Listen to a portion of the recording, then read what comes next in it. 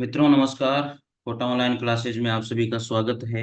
आज हम लोग जो है बात करेंगे यहाँ से राधा कृष्ण दास से।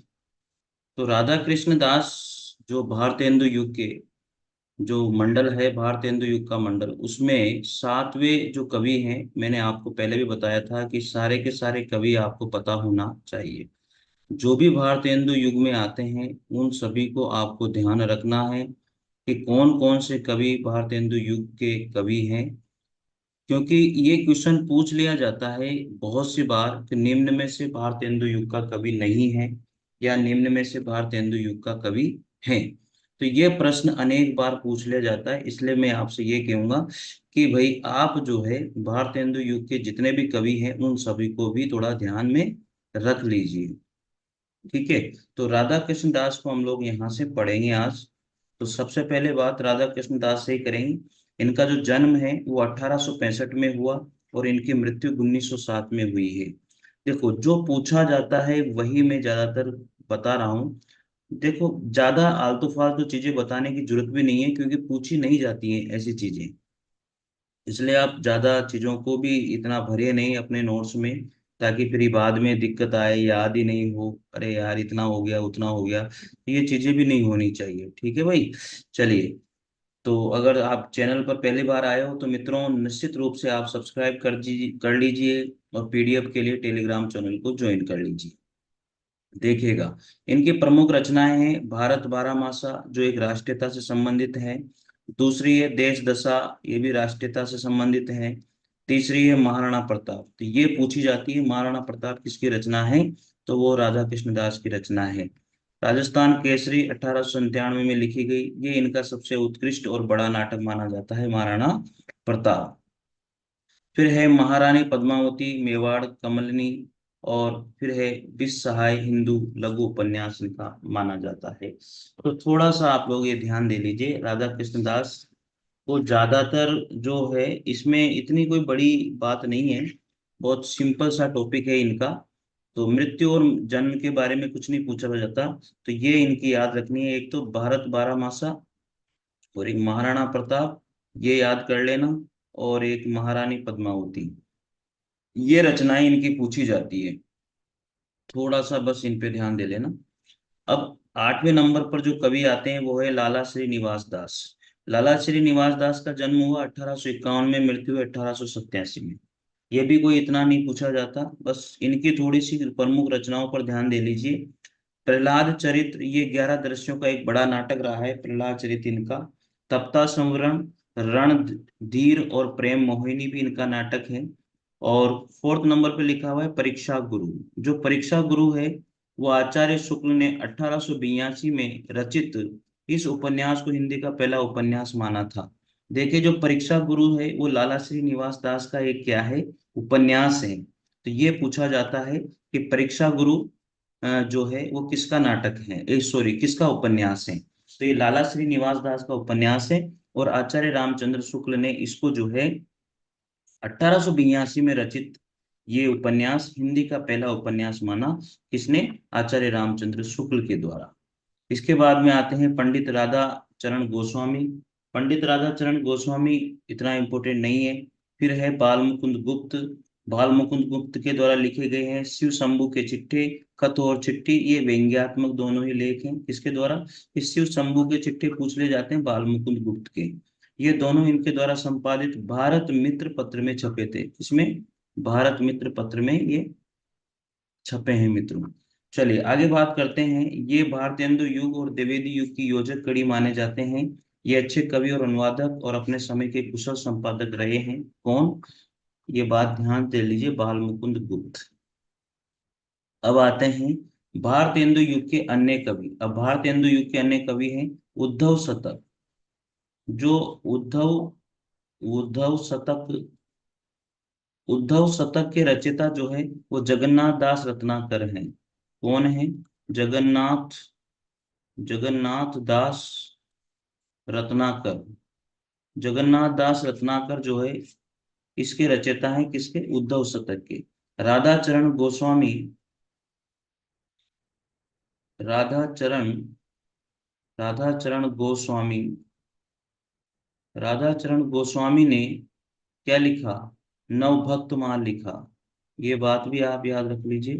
राधा चरण गोस्वामी ने नवभक्तमाल लिखा की रचना करी थी, तो ये बात भी आपको पता होना चाहिए। तो राधा चरण गोस्वामी ने किसकी रचना करी? नवभक्तमाल की रचना करी। फिर आगे लिखी देखिए, श्रीधर पाठक ने गोल्ड स्मिथ कृत the traveller hermit, gold Smith कृत, गोल्ड स्मिथ ने क्या लिखा था? द ट्रेवलर हर्मिट और डेजर्टेड विलेज का श्रांत पथिक और एकांतवासी योगी और उज्जड़ ग्राम शिक्षक से अनुवाद किया था। तो ये भी बहुत इंपॉर्टेंट बात है भाई, ध्यान रख लीजिएगा। आगे बढ़ते हैं। खड़ी बोली आंदोलन के प्रणेता किसको माना जाता है? अयोध्या प्रसाद खत्री को माना जाता है। तो ये बात आपको याद होनी चाहिए कि खड़ी बोली आंदोलन के प्रणेता कौन है? अयोध्या प्रसाद खत्री ने ब्रज भाषा और अवधी की रचनाओं को हिंदी साहित्य में स्थान प्रदान किया था। तो खड़ी बोली आंदोलन के प्रणेता अयोध्या प्रसाद खत्री को माना जाता है, यही इंपोर्टेंट है। आगे बात करेंगे मुंशी सदा सुखलाल निहाज, 1746 से लेकर के 1824 तक बात रही। मुंशी सदा सुखलाल निहाज की जो प्रमुख रचना है वो सुख सागर है और मुंत खुबू तवारी सक, ये सुख सागर ही याद रखनी है आपको इसमें। ठीक है, आगे बढ़िए। मुंशी सदा सुखलाल नियाज ये उर्दू में निशार, ये उर्दू में निशार उपनाम से रचना किया करते थे। इसके बाद में आते हैं सैयद ईसा अल्लाह खां। इन्होंने रानी केतकी की कहानी लिखी, जिसका उदयभान चरित के नाम से भी, रानी केतकी की कहानी, इसको उदयभान चरित के नाम से भी जाना जाता है। ये भी बात आपको पता होनी चाहिए। इसके बाद में है लल्लू लाल जी, जिन्होंने प्रेम सागर लिखा। फिर इसके बाद में सदल मिश्र जी, जिन्होंने नासित उपाख्यान, जिसका नाम हम लोग चंद्रावती भी करते हैं। तो ये सारी बातें आपको पता होना चाहिए। अब सबसे इंपॉर्टेंट बात आती है स्मरणीय तथ्य। जो मैं हमेशा बोलता हूँ कि मेरे नोट्स में जो स्मरणीय तथ्य हैं वो वेरी इंपॉर्टेंट है, आपको इनको ध्यान ही रखना है। ठीक है, चलिए बढ़ते हैं। पहला पॉइंट, हिंदू हिंदी हिंदू हिंदुस्तान का नारा किसने दिया? प्रताप नारायण मिश्र के द्वारा दिया गया। आपको पता होना चाहिए ये बात कि हिंदी हिंदुस्तान का नारा प्रताप नारायण मिश्र ने दिया। फिर इसके बाद में आचार्य रामचंद्र शुक्ल ने हिंदी का एडिशन, हिंदी का एडिशन किसको माना? प्रताप नारायण मिश्र को माना है। खड़ी बाली आंदोलन के प्रणेता अयोध्या प्रसाद खत्री को माना जाता है। तो 3 पॉइंट हो गए, तीनों ही एक तरह से क्वेश्चन बन के आने वाले पॉइंट है।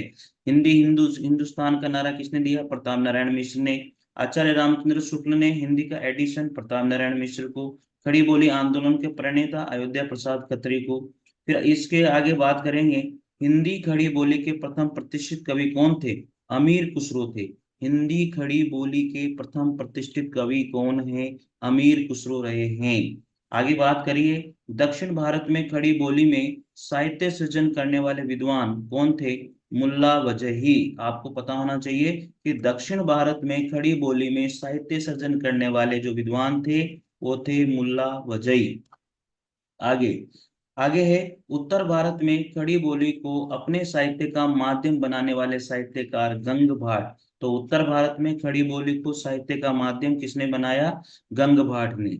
आगे देखिए, रीति काल का अंतिम चरण जो है 1843 ईस्वी में, और भारतेंदु युग का जो आगमन है वो 1868 ईस्वी के बीच जो 25 वर्ष का जो समय है उसको संक्रांति काल के नाम से जाना जाता है। फिर है आगे, शुद्ध एवं परिमार्जित खड़ी बोली के प्रथम लेखक, ये बात है आपको यह पता होना चाहिए। शुद्ध एवं परिमार्जित खड़ी बोली के प्रथम लेखक राम प्रसाद निरंजनी रहे हैं। रानी केतकी की कहानी के लेखक सैयद ईसा अल्लाह खां। प्रेम सागर को किसने लिखा? लल्लू लाल जी ने। नासित उपाख्यान या चंद्रावती को किसने लिखा? पंडित सदल मिश्र ने। ये कन्फर्म पता होना चाहिए आपको, वेरी इंपॉर्टेंट है। और मैं आपको बता देता हूँ, जो तथ्य विशेष तथ्य में जो मैं लिखता हूँ वो बहुत इंपॉर्टेंट बातें होती है साथियों, ध्यान रखना। राजा राम मोहन राय को भारतीय कोलंबस की उपाधि मिली थी। राजा राम मोहन राय को नवजागरण का अग्रदूत भी कहा जाता है। तो सारी बातें पता होनी चाहिए मित्रों। आगे, दयानंद सरस्वती ने हिंदी को आर्य भाषा कहकर पुकारा। आगे बात करते हैं, भारतेंदु जी की सबसे बड़ी देन हिंदी को प्रतिष्ठित स्वरूप प्रदान करने वाली रही है। भारतेंदु जी की सबसे बड़ी देन क्या है? हिंदी को प्रतिष्ठित स्वरूप प्रदान करना। इसके बाद में है, सर सैयद अहमद खान ने हिंदी को गंवारो बोली कहकर उर्दू को हिमायत की थी। तो ये हिंदी को गंवारो बोली किसने कहा था? सर सैयद अहमद खान के द्वारा। फिर आगे बात करेंगे, उर्दू को मुसलमानों की भाषा मानने वाले विद्वान कौन थे? राजा लक्ष्मण सिंह। ये भी बात बहुत इंपॉर्टेंट है कि उर्दू को मुसलमानों की भाषा मानने वाले विद्वान राजा लक्ष्मण सिंह थे। आगे है सरदाराम फुलेरी। सरदाराम फुलोरी ने पंजाब में हिंदी का खूब प्रचार किया था। तो पंजाब में हिंदी का प्रचार करने वाले सरदाराम फुलोरी थे। आगे देखिए, राजा शिव प्रसाद सितारे हिंद ने क ख और ग ज प 5 अरबी फारसी ध्वनि चिन्हों के नीचे बिंदी या नुक्ता लगाने की परंपरा का शुभारंभ किया। तो इन वर्णों के नीचे जो है नुक्ता लगाने की परंपरा का शुरुआत किसने करी थी? राजा शिव प्रसाद सितारे हिंद के द्वारा। यह आपको पता होना चाहिए। आगे बात करते हैं, मुंशी प्रेमचंद के साहित्य में राजा शिव प्रसाद सितारे हिंद की शैली का स्पष्ट प्रभाव देखने को मिलता है। मित्रों, जितनी बातें मैं आपको विशेष तथ्य में बता रहा हूँ, बहुत इंपॉर्टेंट बातें हैं और ये कहीं ना कहीं से मुझे अच्छी लगी तो मैंने इनको नोट किया है। आगे, राजा लक्ष्मण सिंह की शैली का प्रभाव दयानंद सरस्वती के साहित्य पर भी देखा गया है। किसकी शैली का प्रभाव? राजा लक्ष्मण सिंह की शैली का प्रभाव। आगे है, हिंदी साहित्य में आधुनिकता का जो प्रवर्तक साहित्यकार है वो भारतेंदु हरिश्चंद्र को माना जाता है। हिंदी साहित्य में आधुनिकता का प्रवर्तक साहित्यकार किसको माना जाता है? भारतेंदु हरिश्चंद्र को माना जाता है। आगे, तदीय समाज यानी कि 1873 के जो संपादक हैं वो भारतेंदु बाबू हरिश्चंद्र को ही माना जाता है। किस समाज के? तदीय समाज के। फिर है, भारतेंदु का सर्वाधिक महत्वपूर्ण नाटक अंधेर नगरी को माना जाता है। भारतेंदु का सर्वाधिक महत्वपूर्ण नाटक कौन सा है? अंधेर नगरी, जिसमें सत्ता की विवेकहीनता का स्वरूप हमें यहाँ पर दिखाया गया है। आगे बात करते हैं दोस्तों, भारतेंदु ने सर्वाधिक नाटक विधा पर लिखा। किस पे लिखा? विधा पर। आगे है, भारतेंदु हरिश्चंद्र को हिंदी में साहित्य लेखन की प्रेरणा बंगला साहित्य के नए स्वरूप या रूप तथा अपने पूर्ववर्ती साहित्यकारों से प्राप्त होती है। ये इंपॉर्टेंट बात है, इसको नोट कर लेना। भारतेंदु हरिश्चंद्र को हिंदी में साहित्य लेखन की जो प्रेरणा है वो कहाँ से मिली? बंगला साहित्य के नए रूप से तथा अपने परवर्ती साहित्यकारों से प्राप्त हुई थी। नोट कर लेना ढंग से। आगे, भारतेंदु की जो राजभक्ति परक कविता है वो है भारत शिक्षा। कौन सी है? भारत शिक्षा। आगे है, भारतेंदु का विद्या सुंदर जो नाटक है वो एक अनुदित नाटक है। फिर आगे, भारतेंदु द्वारा रचित नाटकों की जो संख्या है वो कितनी है? 17 है। फिर है, भारत हरिश्चंद्र चंद्रिका में हिंदी गद्य का ठीक परिष्कृत रूप सबसे पहले देखने को मिलता है। मित्रों, बहुत कुछ अच्छी तरह से इनमें लिखा गया है और तगड़े नोट्स हैं। प्लीज आप विश्वास के साथ पढ़िए। बस थोड़ी सी समस्या मुझे वीडियो बनाने में आ रही है, टाइम का बहुत अभाव हो रहा है यार। मैं भी क्या करूँ और आप भी क्या कर सकते हैं।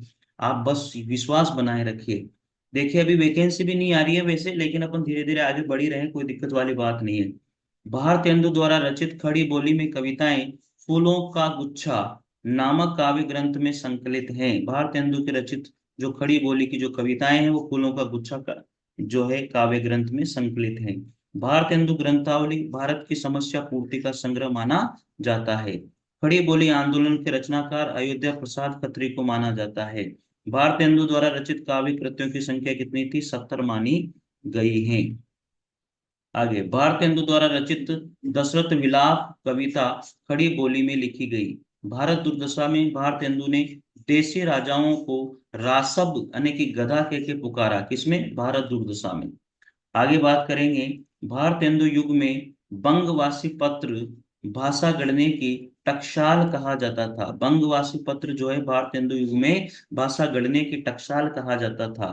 आगे है, शेक्सपियर के सभी नाटकों का हिंदी अनुवाद किसने किया? लाला सीताराम के द्वारा किया गया है मित्रों। फिर बात करेंगे, निबंध लेखन के क्षेत्र में आचार्य रामचंद्र शुक्ल ने बाल कृष्ण और प्रताप नारायण मिश्र को हिंदी का स्टील और एडिशन कहा।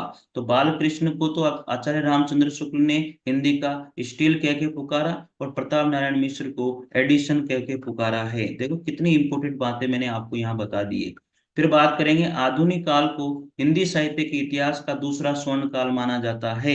आधुनिक काल को हिंदी साहित्य इतिहास का क्या माना जाता है? दूसरा स्वर्ण काल माना जाता है। इसका जो मुख्य कारण है, जन चेतना एवं जागरूकता का जितना सशक्त स्वर आधुनिक काल के साहित्य में मुखरित हुआ है उतना पहले कभी भी नहीं हुआ। इसलिए हिंदी साहित्य इतिहास का दूसरा स्वर्ण काल आधुनिक काल को माना जाता है। मित्रों यहाँ पर मैंने आधुनिक काल के अंदर जो है भारतेंदु युग में जो मोस्ट इंपोर्टेंट रचनाएं थी और जो राइटर थे उनको भी एक साथ समेट करके आपके सामने लिख दिया है। तो आप इनको भी अच्छी तरह से पढ़ लीजिए। अच्छा लगे तो जरूर कमेंट कीजिए, लाइक कीजिए और शेयर कीजिए मित्रों। ठीक है। देखिए, सुख सागर किसकी रचना है? तो मुंशी सदा सुखलाल की, बहुत इंपॉर्टेंट है। प्रेम सागर लल्लू लाल जी की। कंसवधु या सुकवि सतसई अंबिका दत्त व्यास। नासितोपाख्यान सदल मिश्र का। भाषा योग वशिष्ठ राम प्रसाद निरंजनी। फूलों का गुच्छा बकरी विलाप उर्दू का श्यापा। प्रेम सरोवर किसकी रचना है? भारतेंदु हरिश्चंद्र की, जो मुझे इंपोर्टेंट लगी। भारतेंदु हरिश्चंद्र तो वैसे इसमें इंपोर्टेंट है ही से। बद्रीनारायण चौधरी प्रेमधन की जो रचना है जीर्ण जनपद। आनंद अरुणोदय, हार्दिक अष्टदशा, मयंक महिमा, अलौकिक लीला और वर्षा बिंदु, ये इंपोर्टेंट मुझे लगी तो मैंने एक साथ लिख दी है इनकी। अगला है ठाकुर जगमोहन सिंह। प्रेम संपत्ति लता, श्यामा लता, श्यामा सरोजनी और देवयानी इनकी इंपोर्टेंट रचना है। फिर है अंबिका दत्त व्यास। पावस पचासा, सुकवि सतसई, वो होरी, ये अंबिका दत्त व्यास की रचना है। फिर है राधा कृष्णदास की भारत बारह मासा और देश दशा, ये इनकी इंपोर्टेंट रचना मानी जाती है। तो मित्रों, ये सारा का सारा जितना भी मैंने करवाया है, ये सारा मैंने भारतेंदु युग आपको कंप्लीट करा दिया है। अब आगे हम लोग बात करेंगे इंपोर्टेंट युग की ओर चलेंगे। तो भारतेंदु युग के बारे में सब कुछ बता दिया भाई मैंने। भारतेंदु युग की हर चीज मैंने आपको बता दी है। अब बात करेंगे द्विवेद युग के बारे में। ठीक है। तो द्विवेद युग पढ़ेंगे हम लोग अगले वीडियो में। तब तक के लिए आप सभी को बहुत बहुत धन्यवाद कि आपने इतनी सराहना करी। आप पढ़ रहे हो, मेरे नोट्स को समझ रहे हो, इसके लिए बहुत तहे दिल से आप सभी को धन्यवाद। तो मित्रों, मिलते हैं अगले वीडियो में। तब तक के लिए जय हिंद, जय भारत। Thank you.